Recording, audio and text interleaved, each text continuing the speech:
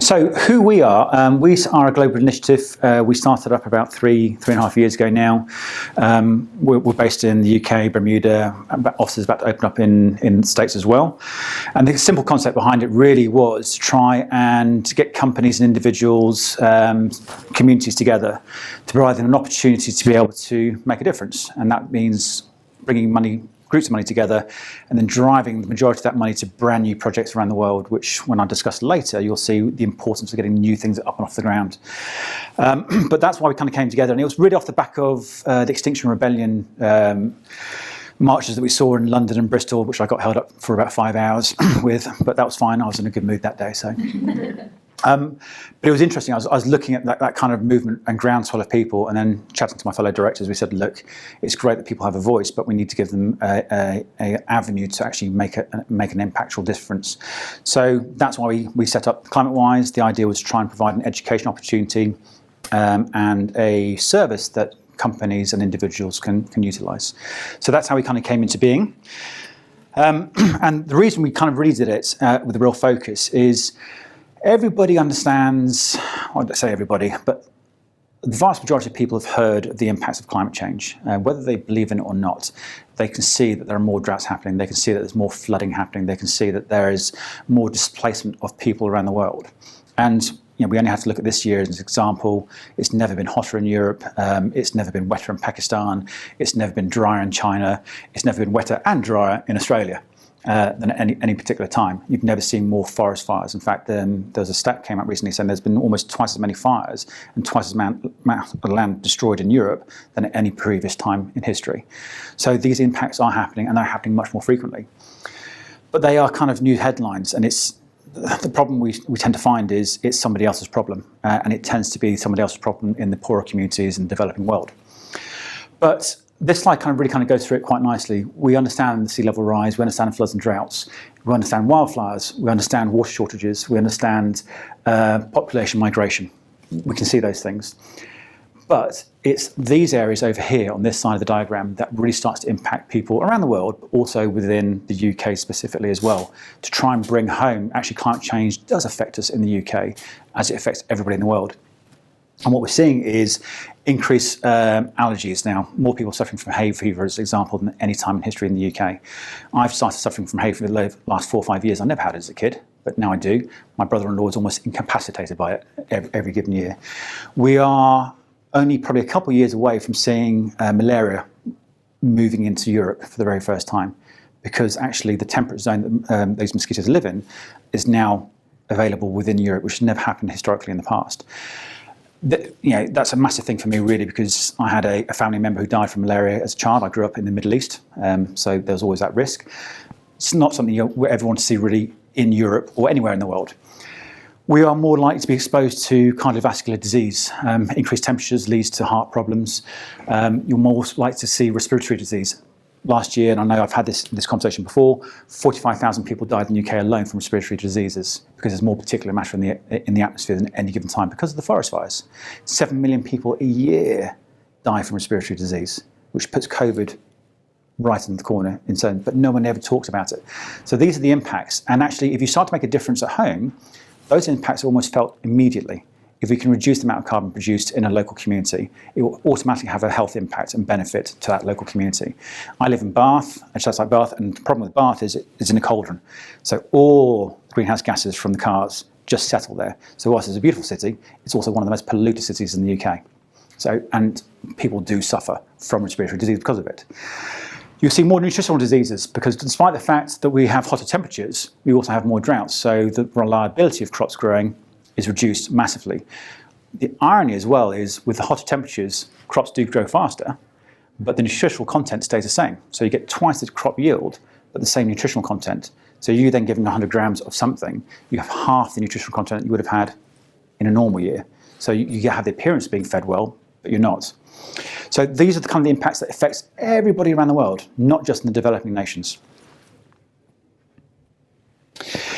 So, what does Clientwise do? And what we do is we need businesses like Firebrand, as an example, to come together and actually work out a solution going forward. So what we do is we collect funds from businesses and communities and individuals, we aggregate those funds together, and then we drive them into projects around the world.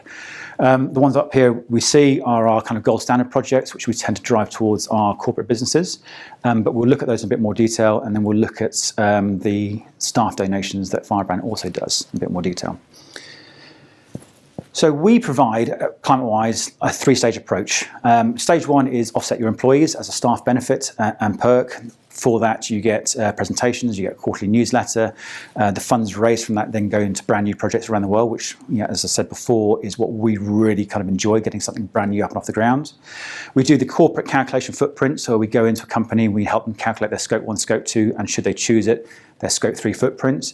We'll quite happily sit down with the company and look at ways to try and help them reduce their corporate footprint going forward on a year-to-year basis. And if they want to come up with a 10, 15, 20, 30-year plan towards net zero, we'll help them on that journey as well. And then what we do is we come back next year and we recalculate. So, okay, last year you did 20 tonnes, this year you've done 19 tonnes, you're 5% more efficient than you were last year.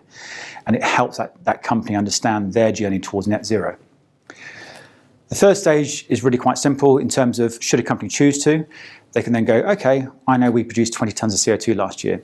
We have a plan to get towards net zero in the future, 20 years, but in the intervening time, we're going to offset that difference. Okay, so we then become a carbon neutral company.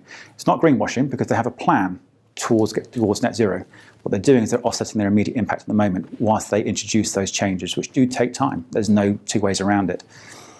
And then that means that your business aligns with kind of the global demands in terms of what does the world need to do to ensure that it's here in 200 years' time and habitable for the world, for the future generations. So that's our kind of three-stage process.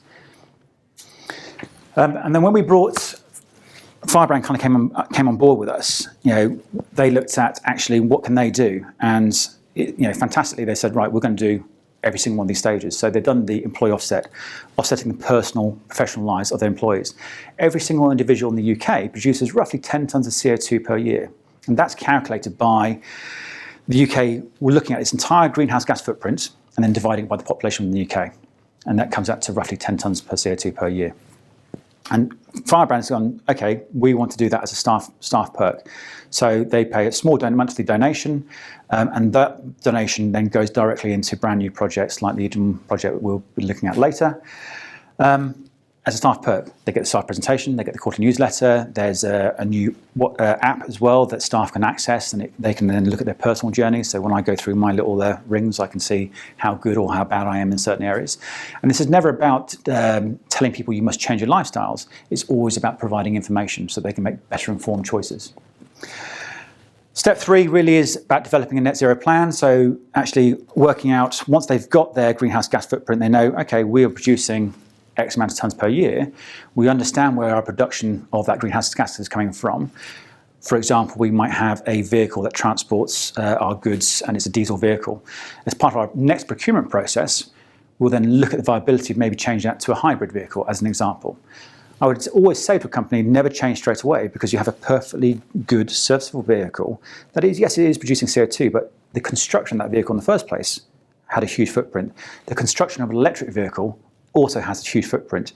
Just to change from one to the other doesn't make sense unless you're ready to change from your old one. It's that kind of decision-making process that corporations need to go through. So it's at the right time. So they have a way to understand that. And then, as I said before, Firebrand have made the decision that they will offset their corporate footprint to become a carbon neutral company, which is fantastic. And we can do that through our gold standard projects, which basically means that these are tonnes that are on the stock exchange and they can only be sold to once, so they're not reused and recycled. There's been an offset somewhere in the world that's been verified by scientists in that area of the world, so they know that that project in any given year has made an X amount of difference in terms of hundreds of thousands of tonnes. And all Firebrand's done, I said, I want to purchase that. That then drives money into that organisation to be able to set up another project somewhere else, which is fantastic. So, Firebrand's employee offset impact. I said this is where we tend to get most of our satisfaction from because it allows us to drive into brand new projects. So if we look at Firebrand's from word get-go, they've driven the donations have gone into the Eden reforestation projects, which basically has led to the plantation of roughly 11,000 trees. In any given year, that tree will offset 12.3 kilograms of CO2. The life cycle of the mangrove swamp trees is roughly 25 years. So you can then kind of work out the overall impact kind of going forward. So every single year, as they plant more trees, you're still getting the benefit from the tree the year before. So over time, you're exponentially growing your impact going forward on behalf of the staff. And we provide those kind of reports. We don't just do Eden reforestation projects. We have other projects coming up off the ground, but those are wonderful ones. We tend to like the mangrove swamps because they tend to have ancillary benefits. So the benefits we look at Clientwise, it shouldn't just be a carbon offset, but also what are the other benefits? So mangrove sea swamps act as natural flood defences against sea encroaching and coastal erosion. It increases biodiversity within the local environment. So we always look at what are the extra benefits that a project can bring. It should do more than just sequester or prevent carbon going into the atmosphere. And so these tend to work out very, very nicely. They are an equal opportunity employment. They provide a fair living wage in the community that they're engaged with. And they're trying to replace the natural ecosystem that was there in the first place rather than putting a brand new ecosystem. So you tend to see a lot of projects around the world go, oh, we're going to plant some nice trees here. But if you plant it into a swamp, you're actually destroying the actual natural carbon sink there in the first place, and you're drying up that environment, and therefore you're changing the environment. So we support projects that actually replace or reinvigorate the land to its original usage. So when we look at how do we calculate Firebrand's corporate footprint or any organisation, we break it down by scopes. Scope 1, Scope 2 tends to be the organisational control areas of a company. So the amount of energy they produce from their vehicle fleets, do they have refrigerated gases, electricity uses falls into Scope 2. We then calculate, do they produce any of their own energy? So do you have solar panels on the roof? And then we can subtract that from the original number. And then Scope 3 looks at supply chains mostly, so where are things coming from? It tries to factor in, we've transported those goods from China, they've gone by plane, that product's taken up a certain amount of space on the plane, this is the impact of that plane journey. This is the impact. So we can also do Scope 3. And then we add them all together, we subtract the amounts of energy produced by a company which may go back into the grid, and then the difference creates your ESG report, your greenhouse gas footprint. And it's converted into CO2 tonnes equivalent. So when we measure greenhouse gases, we measure all the greenhouse gases that have a negative impact on the atmosphere. But we need to transfer it into one recognised unit, CO2 equivalent. So you'll see it quite often CO2 with a little e.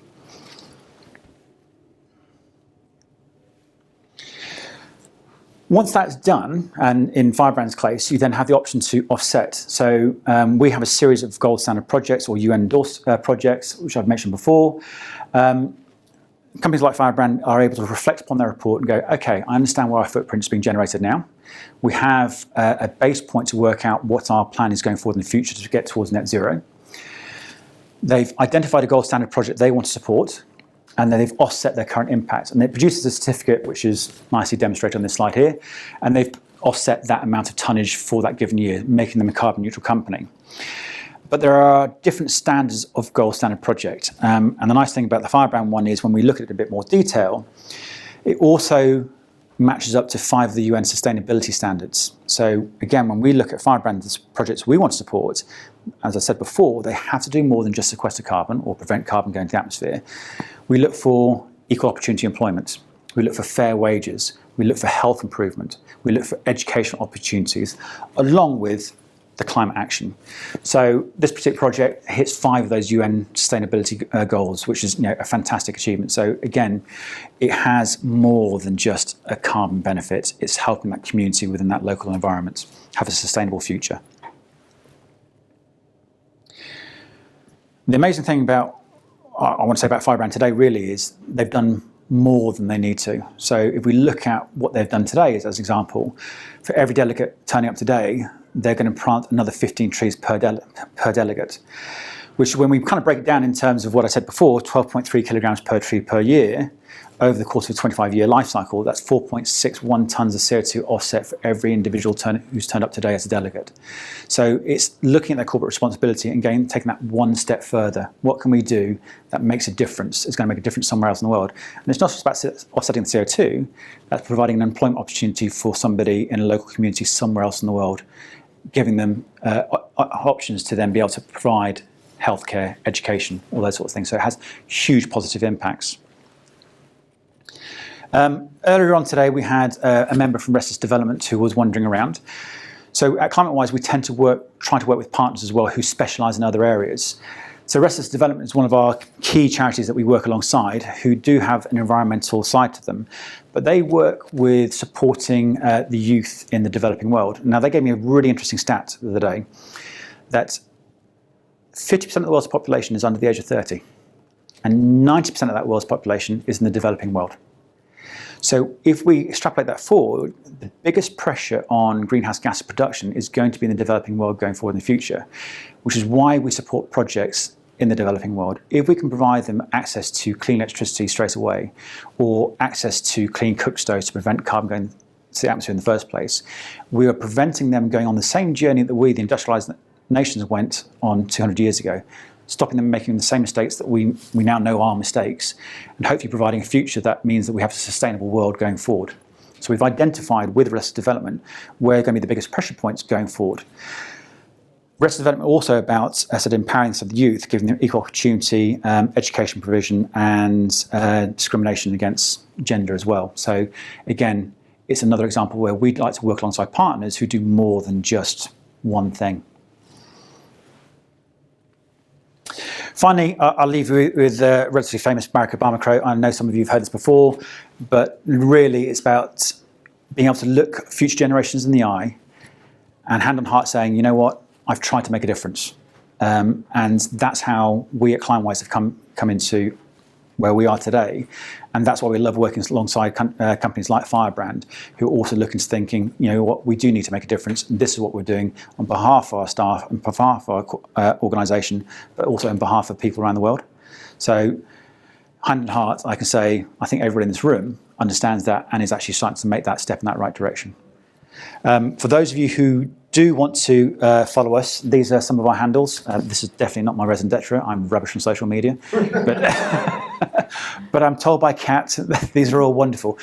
We provide a lot of information on these kind of handles in terms of what people can do on an individual basis.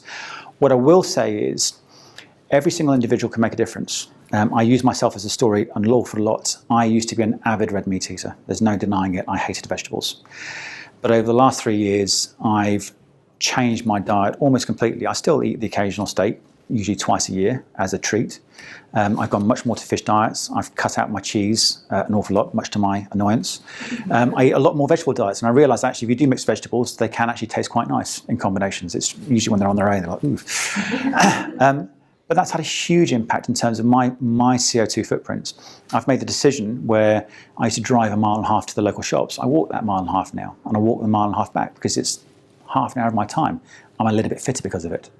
The waistline doesn't show it quite yet, but I am a little bit more healthier. I spend that time socialising with my family, walking there, and we have nice conversations. I make the decisions in terms of utilising the reusable bottles you got in the corner and refilling it. That makes a huge difference, just using one product over and over again. I change my phone every 4 or 5 years now rather than every 2 years. It's making those informed decisions that makes a massive, massive impact. And then you can start to break it down even more. Actually, when I send out an email, do I need to send it to 1,000 people or do I need to send it to 10 key decision makers? Because every email has a CO2 footprint, roughly about 6 grams of CO2 per email. But if you multiply that by 1,000 people, that's 6 kilograms. Is it better to send the information by text because it's 0.6 grams per text? So it's small things like that. You can really start to analyze it and break it down. There's a fantastic book called How Bad Are Bananas? And it breaks it all down for you in terms of the impact of every single item. I bought an ebook. An ebook sounds great, but you need to buy 26 normal books before the ebook starts to make sense. Okay, but if you recycle your secondhand book, your paper books, suddenly they go much further. So suddenly the ebook starts looking less attractive going forward. So it's all about making the decisions and the impacts it has. I was fortunate I've been able to transfer to a hybrid car. Not everybody can afford to do that, but I do cycle a lot more than I used to. Where I used to drive 30,000 miles a year in my car, I'm now down to roughly 9,000 miles a year by car. Where I used to fly to Europe, when I can, I now catch a train, because the train is 6 grams of CO2 for me to get from London to Paris. It's decisions like that, and it's about information, so people can make better informed decisions. That's really important. So I'll leave you on that note. Thank you for your time. Thank you.